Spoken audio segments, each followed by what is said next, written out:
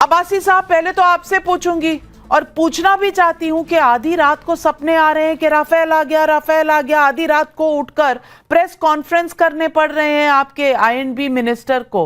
अब जब इतना बड़ा आतंकी हमला किया है तो थोड़ा सा तो अपना दिल संभाल के रखिए, जो होगा देखा जाएगा। घबरा क्यों रहे हैं? जी, सबसे पहली बात ये है कि घबरा कोई नहीं रहा और उन्होंने प्रेस कॉन्फ्रेंस नहीं की, एक वीडियो स्टेटमेंट जारी की है। वो इसलिए कि हमें यकीन है कि हमारा पड़ोसी कहीं न कहीं फिर वो बालाकोट की तर्ज पे कोई हमाकत ना कर दे।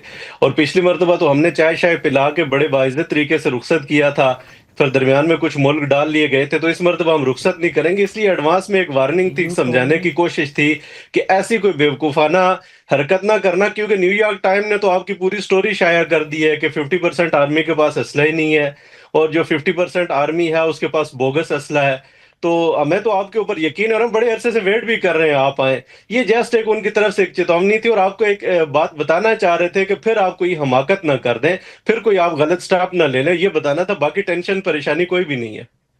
सुबह का तो इंतजार कर लेते, और आपका टाइम जोन हमसे थोड़ा आधा घंटा ही पीछे है। टाइम जोन तो देख लेते कि किसको चेतावनी दे रहे हैं।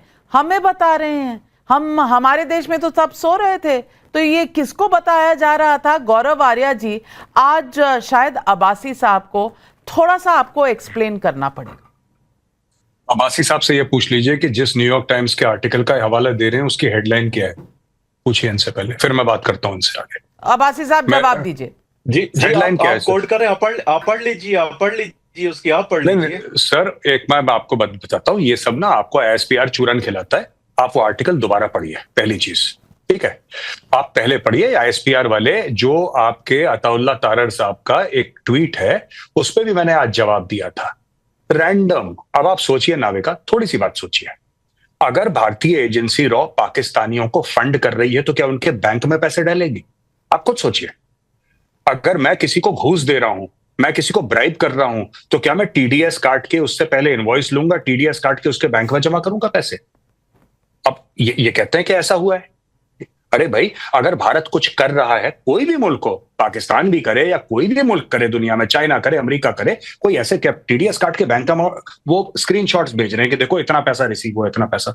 तो ये सब देखिए, चाय वाय पिलाई साहब, ये सब बातें आप मत करिए कि चाय पिलाई। हमने आपके 93,000 फौजियों को 3 साल बैठ के खाना खिलाया, आपके जर्नैल को Johnny walker black label whisky पिलाई, पाकीज़ा फिल्म दिखाई साहब, मीना कुमारी की, छोटी बात है, पूरा ऑडिटोरियम खाली करके। तो ऐसी बात तो नहीं है साहब। हमारी मेहमान नवाजी की भी आप दाद दीजिए ना कि 3 साल हम बैठ के खाना खिला सकते हैं 93,000 लोगों को, आप एक चाय नहीं पिला सकते साहब। उस चाय का आप इतना हमें सुना रहे हैं कि चाय पिला दी, चाय पिला दी, चाय पिला दी। हमने तो एक बार नहीं बोला कि आपके लगभग लाख बंदों को, जिसमें आपके 5 मेजर जनरल थे, एक लेफ्टिनेंट जनरल था, पता नहीं 23-25 ब्रिगेडियर थे, 100 से ऊपर कर्नल थे, कितने सिपाही थे, 3 साल बैठ के खाना खिलाया साहब, दिन में 2 बार चाय, 3 बार रोटी।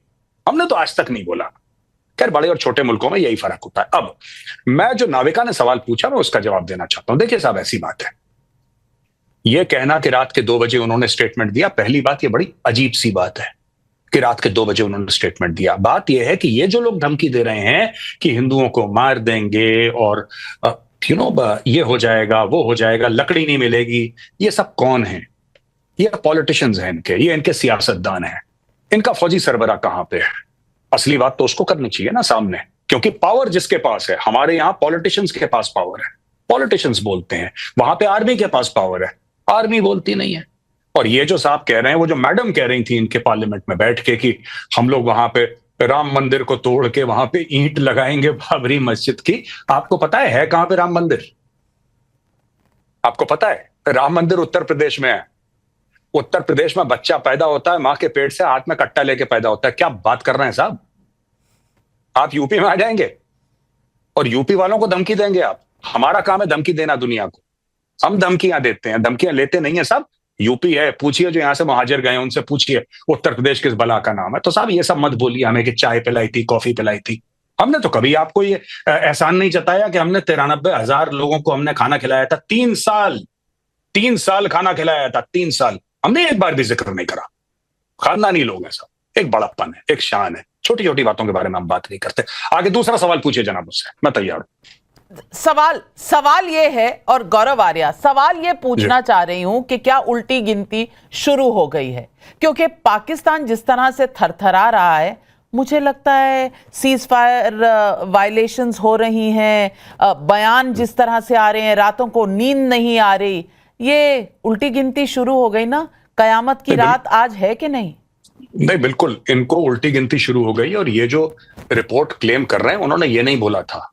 ये जो न्यूयॉर्क टाइम्स की साहब हमारे हैं जो कोट कर रहे हैं, पाकिस्तान से जो जेंटलमैन आए हैं, मैं उनसे कह रहा हूं कि वो रिपोर्ट कुछ और कहती है। हाँ, हम लोग जिस तरीके से अपने हथियारों का जखीरा बड़ा कर रहे हैं, हर महीने आप देखेंगे हजारों करोड़ की डील हो रही है, हजारों करोड़ों की डील। अभी अभी हमने कितने 60-65 हजार करोड़ के राफेल खरीदे 26 नेवी के लिए, और ये हर महीने होता है कुछ ना कुछ। पहली चीज ये है। दूसरी बात मैं आपको बता रहा हूं कि पाकिस्तान किस चीज से डरा है। इनके जनरल बाजवा का बयान है, जो हामिद मीर, इनके जो टॉप जर्नलिस्ट, 2-3 टॉप नाम है पाकिस्तान में, हामिद मीर का स्टेटमेंट है कि जनरल बाजवा ने उनको बताया, आप जाके इंटरनेट पे देख सकते हैं, मैं कोई गलत बात नहीं कह रहा हूं, इंटरनेट पे आप जाके देख सकते हैं। वहां पे साफ तौर पे वो कह रहे हैं कि जनरल बाजवा कहते हैं, हमारे पास इतना तेल नहीं है कि हम अपने टैंकों में डाल दें, we don't have enough oil. देखिए, लड़ाई जज्बा है, कलमा पढ़ के मुल्क बना था, जज्बे वाली कौम है, एक मिसाइल आएगी सारा जज्बा हवा कर देगी। ये तो टेक्नोलॉजी की बात है। जज्बा वज्बा हैज नो वैल्यू, ये सब बेकार की फालतू की बातें हैं, बेरोजगार लोगों की बातें कि बड़ा जज्बा है, कोई जज्बा वज्बा नहीं है। आजकल टेक्नोलॉजी की लड़ाई हो रही है, और जब नहीं थी तब भी हमने देख लिया था, ठीक है ना। अच्छा, तीसरी बात मैं आपको बताता हूं, ये जो लोग बात करते हैं पाकिस्तानी फौज की, मुझे ये बात समझ में नहीं आती कि, और मुझे इंडियन मीडिया से भी शिकायत है, मैं 30 सेकंड में दोनों पॉइंट अपने बताऊंगा। ये पाकिस्तानी फौज किस फौज को सपोर्ट करते हैं सर? ये जो लगाया है शहबाज शरीफ है, फॉर्म 47 वाला शहबाज शरीफ, आपने इसके ऊपर बड़ा आपको गुमान है, और जो आपका लीडर है उसको आपने जेल में डाल रखा है, जो पाकिस्तान का चहीता है, जो पाकिस्तान का लाडला है, उसको जेल में डाल रखा है, और जो चोर उचक्के हैं उनको आपने विराजमान कर रखा है कुर्सी पे। और दूसरी चीज, मेरी जो इंडियन मीडिया से शिकायत है, जब भी ये बलोच के बारे में बात करते हैं, कहते हैं Baloch militants, BLA they are freedom fighters, वो स्वतंत्रता सेनानी है, वो कोई मिलिटेंट नहीं है, वो कोई टेररिस्ट नहीं है, वो फ्रीडम फाइटर है, वो अपने देश के लिए लड़ रहे हैं, अपने मुल्क के लिए लड़ रहे हैं। और मैं हर एक BLA के फाइटर को सैल्यूट करता हूं, वो अपने मुल्क के लिए जान दे रहा है, वो अपनी आजादी के लिए लड़ रहा है। ऐसा थोड़ा ना हो सकता है कि आप जो आपके खिलाफ हथियार उठाए आप उसको बोलें टेररिस्ट है, नहीं, वो अपने मुल्क के लिए लड़ रहा है। बिल्कुल, और इन्होंने यही तो कहा था, पहलगाम वाले जो आतंकी थे उनके बारे में इनके प्राइम मिनिस्टर कह रहे थे, हो सकता है वो फ्रीडम फाइटर है। आप 10,000 साल पुराना मेहरानगढ़ सिविलाइजेशन है, बलोच कौम 10,000 साल पुरानी है। बिल्कुल, ये पाकिस्तान कल पैदा हुआ है, बिल्कुल, और ये पाकिस्तान कल पैदा हुआ है। और फकार यूसुफजई, आपसे मैं सवाल पूछना चाहती हूं कि आपके ये जो दोनों शेर हैं, ये हैं कहां जाकर छुप गए हैं? वो शहबाज शरीफ साहब, आपके प्राइम मिनिस्टर, और जो आर्मी चीफ है, भीगी बिल्ली क्यों बने हुए, नजर ही नहीं आते? आज फोटो छप रही है तो वो भी 26 अप्रैल की। मुझे बताइए, अगर इतना जज्बा है और इतना लड़ने की ताकत है, तो आर्मी चीफ छुपे क्यों हैं? Thank you very much and good evening to everyone. जहां तक बात है, आपने दो लोगों का पूछा, एक शहबाज शरीफ और एक पाकिस्तान के army chief general Asim Munir. Shahbaz Sharif तो मौजूद है, इस्लामाबाद नहीं है, कहीं नहीं गए अभी भी, बल्कि उनके डिप्टी प्राइम मिनिस्टर जो है रावलपिंडी में बैठकर प्रेस कॉन्फ्रेंस कर रहे हैं DG ISPR चौधरी अहमद शरीफ के साथ। इस वक्त वो टेलीविजन स्क्रीन पे, शायद आप लोगों के यहाँ भी अगर TV चैनल चल रहे हैं पाकिस्तान के, तो वो चल रहा है। जहां तक बात है सेपासालार, वो कहते हैं, हमारे प्राइम मिनिस्टर साहब उनको सेपासालार कहते हैं, तो इसलिए हमारी जुबान पे भी, मतलब उनके नाम की वजह हम सेपासालार ही कहते हैं। पता नहीं उनको अच्छा लगता है या बुरा लगता है, लेकिन वो अभी उनकी कल की एक वीडियो शायद आप लोगों के चैनल ने भी चलाई थी, लेकिन मैंने तो खैर किसी ग्रुप में मैंने देखी, किसी टैंक पे खड़े हैं और अपने फौजियों का सुना है कि जो जज्बा बढ़ा रहे हैं, तो वो तो है वहां पर। मतलब यहाँ पे तो नजर नहीं आते, प्रेस कॉन्फ्रेंस वगैरह तो उन्होंने नहीं की है, लेकिन उनके DG ISPR हैं, उनकी जगह तो वो कर रहे होंगे। हाँ, जहां तक बात है हमारे प्राइम मिनिस्टर की, तो वो थोड़े से इसलिए भी परेशान रहते हैं कि हमारे यहाँ अनफॉर्चुनेटली इख्तियार किसी और के पास रहता है। मैंने कल एक खबर पढ़ी इंडियन मीडिया की कि नरेंद्र मोदी साहब आप कम से कम मान तो रहे हैं कि इख्तियार वहां प्राइम मिनिस्टर के पास नहीं, आसिम मुनीर साहब के पास है।